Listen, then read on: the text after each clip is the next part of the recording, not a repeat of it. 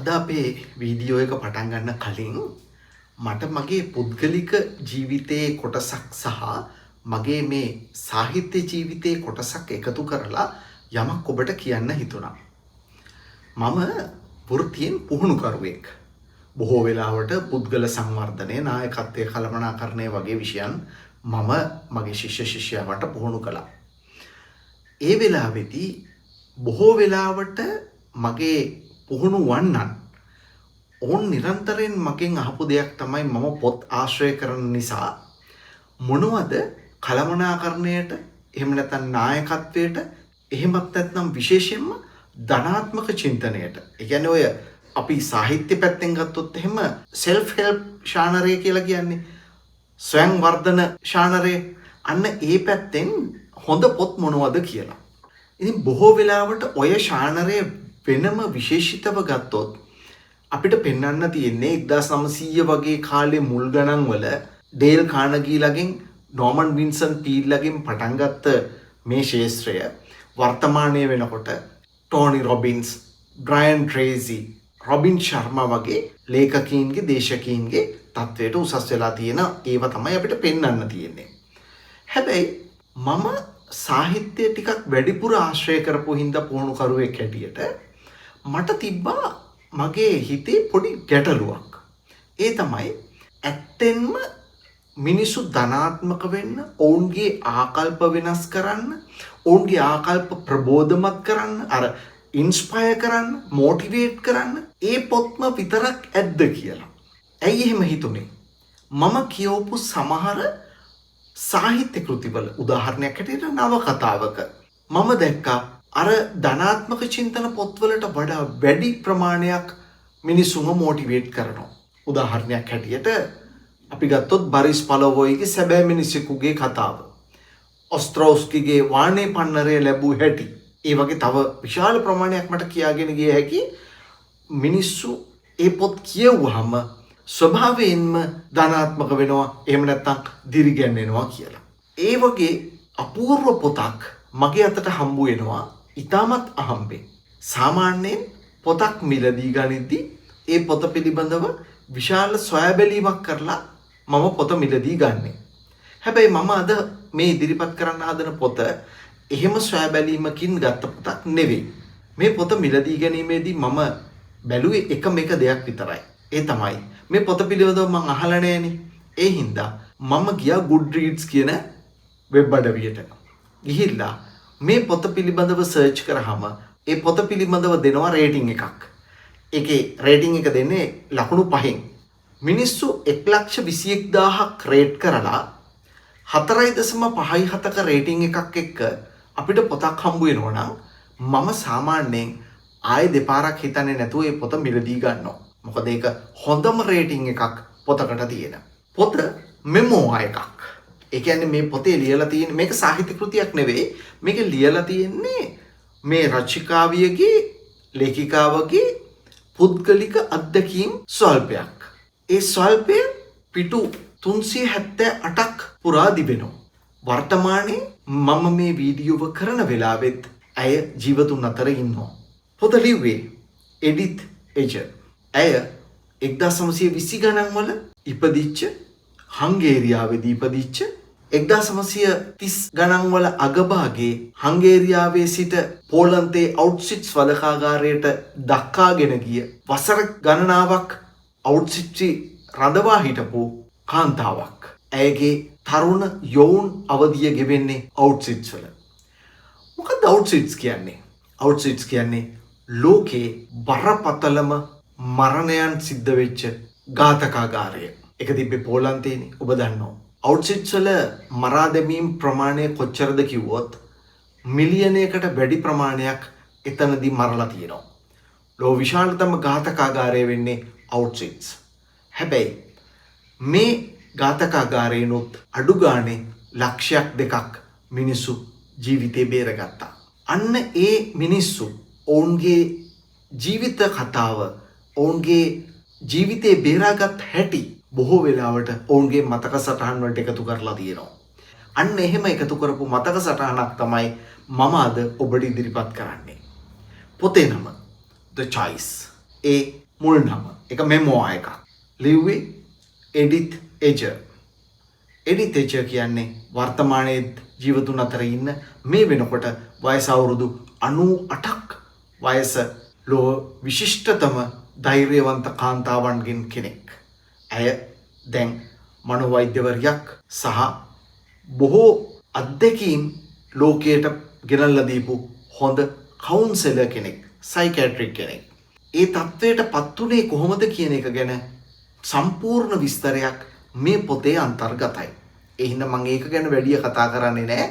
පොත කියවුවහම ඔබට හිතෙනවා මේ කතන්දරේ මොකද්ද කියලා. මොකද මේ පොත කොටස් 3කින් සමන්විතයි. එක කොටසක් අවුට්සයිඩ් ජීවිතය පිළිබඳව, දෙවැනි කොටස අවුට්සයිඩ් වලින් නිදහස් වෙලා ඇය ඇමරිකාවට යන ගමන පිළිබඳව සහ ඇමරිකාවේ ගෙවන අති දුෂ්කර ජීවිතය පිළිබඳව සහ එතනින් එහාට ඇය මනෝවෛද්‍යවරියක් හැටියට බොහෝ වෙලාවට ඇයගේ කවුන්සලින් උපදේශනය පිළිබඳව අත්දැකීම් මේ පොතේ ගොනු කරලා තියෙනවා. පොතේ සිංහල නම නිවහල් ඇරඹුම. The Choice කියන ඉංග්‍රීසි පොත සිංහලට පරිවර්තනය වෙන්නේ නිවහල් ඇරඹුම නමින්. පොත පරිවර්තනය කරලා තියෙන්නේ ලංකාවේ ප්‍රවීණ පරිවර්තිකාවක්. ලියලා තින්නෙත් කාන්තාවක්, පරිවර්තනය කරලා තින්නෙත් කාන්තාවක්. පරිවර්තනය කරලා තින්නේ නිම්මි මුදිතා හේරත්. මගේ මතකයේ හැටියට ඇය විසින් මේ වෙනකොට පොත් 50කට වැඩිය පරිවර්තනය කරලා තියෙනවා. පොත ප්‍රකාශයට පත් කරලා තියෙන්නේ ත්‍රිමාන ප්‍රකාශන ආයතනය. මම ඉස්සෙල්ලා ඔබට පිටු ගාන කිව්වා. පිටු 378ක් පුරා මේ පොත විහිදෙනවා. පොතේ මිල රුපියල් 1400ක්. මේ තමයි සිංහල පොත පිළිබඳව අපිට තියෙන විස්තරය. මේ පොතේ කාරණා කීපයක් උලුප්පල පෙන්වන්න පුළුවන්. එකක් තමයි 1939 වගේ අවුරුද්දක හංගේරියාවට ඇතුල් වෙන ජර්මානු හමුදාවන් එහි සිටින යුදෙව් ජනතාව ගාල් කරලා කෝච්චිවල නැත්නම් හරක් පටවපු කෝච්චිවල අවුට්සයිඩ්ස් වලට ගෙනියන හැටි. එහිදී වෛද්‍ය ජෝසප් මෙන්ගල බොහොම ජනප්‍රිය චරිතයක්, ඝාතකාගාරයේ ඉන්න ප්‍රධානතම ඝාතකයා. ඔහු විසින් තීරණය කරනු ලබනවා ඒ වෙලාවේදීම කවුද ජීවතුන් අතර ඉන්නේ, කවුද ගෑස් කුටියට යවන්නේ කියලා. මෙන්න මේ අත්දැකීමත් එක්ක අවුරුදු කීපයකින් පස්සේ මේ එඩිත් එජර් ඇයගේ සොහොයුරියත් සමග නිදහස ලබනවා. ඒ කියන්නේ යුද්ධය අවසන් වෙද්දී හිට්ලර් මරා දැම්මයින් පස්සේ රතු හමුදාව හා ඇමරිකානු හමුදාව මිත්‍ර හමුදාව විසින් ඔවුන් බේරා ගැනෙනවා.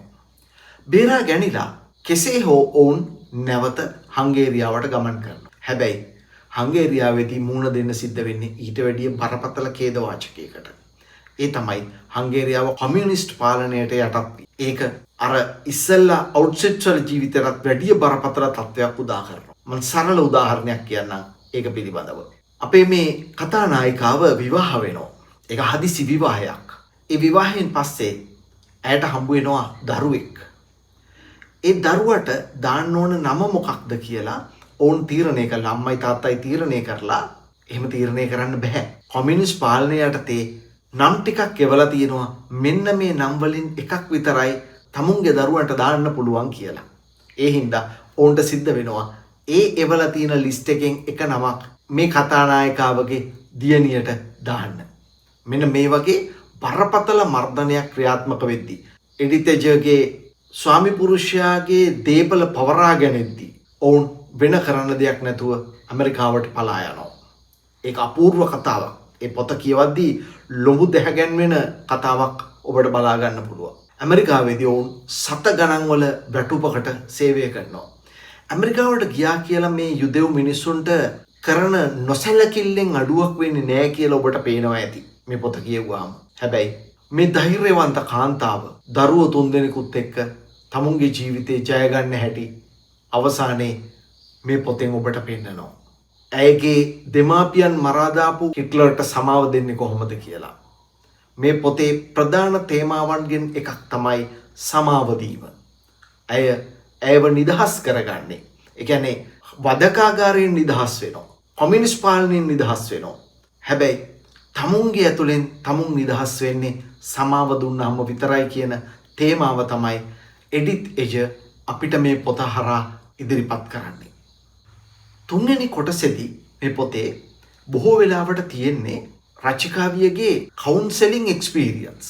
මේ පොත ඉන්ස්පිරේෂනල් මොටිවේෂන් වගේම මට හිතෙනවා මනෝවිද්‍යාව හදාරන හෝ මනෝවිද්‍යාවේ නියැලෙන ඔය කවුන්සෙලිං ගයිඩන්ස් වගේ විෂයක නියැලෙන අයට ඉතාමත් හොඳ පොතක් කියලා. මොකද සමහර එක්ස්පීරියන්ස් ලංකාවේ අපිට හොයාගන්න බැරි ඒවා මේ පොතේ ඇතුළත් කරලා තියෙනවා. උදාහරණයක් හැටියට මේ පොතේ අපිට හම්බ වෙනවා ඇනොරෙක්සියා රෝගියෙක්. ඒ රෝගය මොන වගේද, ඒ සඳහා මුහුණ දෙන්නේ කොහොමද කියන එක ගැන පොත කියවලා ඔබට ඉගෙන ගන්න පුළුවන්. ඊළඟට තව චරිතයක් මට මතකයි, එමා පිළිකා රෝගියෙක් කොහොමද ජීවිතයට මුහුණ දෙන්නේ කියන එක ගැන අපූර්ව අත්දැකීමක් මේ පොතේ අපිට ඉදිරිපත් කරනවා. එක කාලයකදී ජර්මන් හමුදා අතින් මරණයට නියම වෙලා හිටපු ඉතාමත් අහම්බෙන් ජීවිතය බේරාගත් කාන්තාවක් පස්සේ කාලයකදී ජර්මනියේ හමුදාවන් පුහුණු කරන මිනිස්සුන්ට දේශන පවත්වන්න යනවා. ඒ වෙලාවේදී කොච්චර ස්ට්‍රගල් කරනවද කියලා ඒ කාරණාව සම්බන්ධයෙන් අපූර්ව විස්තරයක් මේ පොතින් ඉගෙන ගන්න පුළුවන්. තව එකක්, ඔබ මීට ඉස්සෙල්ලා කියවලා තියෙනවද මහාචාර්ය වික්ටර් ෆ්‍රැන්කල්ගේ මිනිස් දිවියේ අරුත සොයා කියන පොත, Man's Search for Meaning කියන පොතේ සිංහල පරිවර්තනය මේ තියෙන එක. මේ පොත සිංහලට පරිවර්තනය කළේ බොහොම කාලයකට කලින් ලීලානන්ද ගමාචි මහත්තයා. මේ පොත පිළිබඳව ඉතාමත් වැදගත් සටහනක් choice කියන පොතේ නිවහල් ආරම්භුමේ අන්තර්ගතයි. ඒ වගේම මේ මනෝවෛද්‍යවරිය එඩිත් එජර් කොහොමද වික්ටර් ෆ්‍රැන්කල් එක්ක සම්බන්ධතා ගොඩනගාගන්නේ, ඔවුන්ගේ මිතුදම පිළිබඳවත් මේ පොතේ බොහෝ විස්තර අන්තර්ගත වෙනවා. ඒ හින්දා මම හිතනවා choice වගේම මිනිස් දිවියේ අරුත සොයා කියන පොතත් ඔබ කියවලා තියෙනවා නම් මේ කරුණු දෙක එකට එකතු කරලා, විශේෂයෙන්ම ලෙගෝ තෙරපි වගේ චිකිත්සා ක්‍රමයක්, මනෝවිද්‍යාත්මක චිකිත්සා ක්‍රමයක් ගැන කාරණා බොහෝ දෙයක් ඔබට ඉගෙන ගන්න පුළුවන් කියලා. ඒ හින්දා මම ඔබෙන් ඉල්ලා සිටිනවා, ඉතාමත් හොඳ පොතක් සිංහල පාඨකයාට මෑතකදී හම්බ වෙච්ච. මම එකකින් පොඩි උපටන කීපයක් පෙන්වන්නම් ඔබට. නිදහස රැඳී තිබෙන්නේ සිදුවන ඕනෑම දෙයක් බාර ගන්නට ඉගෙන ගන්නා තැනය. මේක කියමනක්. මා ජීවත් වන්නේ ජීවිතයේ දුෂ්කරතාවයන්ට මුහුණ දෙන අනික් අයව ශක්තිමත් තැනකට යොමු කරනු පිණිසය. ඒක හරියට අර ස්ටොයිකවාදීන්ගේ කියමනක් වගේ, මිනිසාගේ පරම යුතුයකම මිනිසාට සේවය කිරීමයි කියලා තියෙනවනේ ඒකේ. එක්කෝ අපිට නැති වෙච්ච දේවල් ගැන හිතන්න අපිට පුළුවන්. එහෙම නැත්නම් අපිට පුළුවන් අපිට තාමත් තියෙන දේවල් ගැන හිතන්න. මෙන්න මේ වගේ අපූර්ව අදහස් සහ ආකල්පයකින් යුතු පොතක් මම අද ඔබට හඳුන්වා දුන්නේ. The Choice, නිවහල් ආරම්භුම. නිමි මුදිතා හේරත්ගේ පරිවර්තනය ලිව්වේ එඩිත් එජර්. මෙමෝ එකක්, බයෝග්‍රැෆි එකක් වගේ, චරිත කතාවක් වගේ, චරිතාපදානයක් වගේ. මේ පොත ත්‍රිමාණ ප්‍රකාශනයක්, හොයාගෙන කියවන්න වටින පොතක්. ඔබේ ජීවිතේ කියවිය යුතුම පොත් වලින් එකක්. මේ වගේ පොත් රිවිව් කරනවට ඔබ කැමති නම් YouTube එකේ අපේ channel එක subscribe කරලා තියාගන්න. අපි කරන කාර්යය පිළිබඳව ගුණ හා දොස් අපිට කියන්න, කමෙන්ට් කරන්න, like කරන්න, කැමති නම් share කරන්න, තවත් පොත් පිළිබඳව ආස කෙනෙක්ට බලන්න. තව දවසක හම්බ වෙමු. ඔබට ජය.